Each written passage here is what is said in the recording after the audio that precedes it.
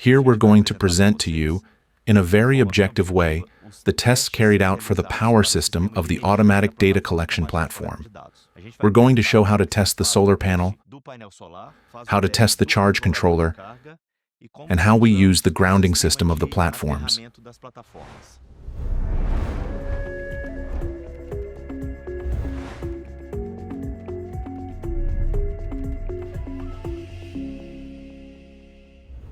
To test the solar panel, the wiring comes in here. From this part, the power output goes to the battery for charging, and also to the system for use. This is what powers the system. So, the charge controller works like this. During the day, it's charging the battery while also powering the system. If I take the multimeter and set it to the 20-volt range, it might not read correctly. It needs to be set to 200, because the voltage will be above 20 volts. So, for that, it's necessary to disconnect the cable from the solar panel. I'll place the test probe here, set to the 200-volt range, one on A and the other on B. It'll probably read inverted, right? It's reading inverted because the positive is A, so A is positive and B is negative. 20.1 factorial. That's why it needs to be on the 200 scale. That means my panel is working perfectly, okay? I'll reconnect the battery output here, also following the polarity, positive and negative.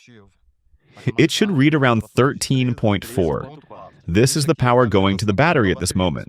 And now, this other part, load, is what powers the platform, so I'll connect it here. It will probably show the same reading, 13.4. Yes. Okay, so the test is very simple. It's the same voltage I'd get if I measured directly from my battery. 13.4. Here is where the wiring from my solar panel arrives. This red wire here would be my connector, which is A, the positive from the solar panel, and the black wire is the negative from the solar panel. They come from the solar panel, pass through the military connector, and arrive here. This is my battery station. Right now, since the battery is charging, my red wire is from the battery. This black one here is the negative wire, okay? From here, the load goes out. During the day, the solar panel charges the battery and powers the system. But at night, what does the controller do? It disconnects the solar panel and draws power from the battery, which comes here, and then powers the system. An important part we need to mention is the grounding system. It's interconnected here in the platform through these green wires. From here come the clampers, and through here, the surge protectors, DPS. The DPS must be connected to the box, and from the box, a cable runs down to the grounding point, where the discharge happens, preventing the sensors or the data logger itself from burning out.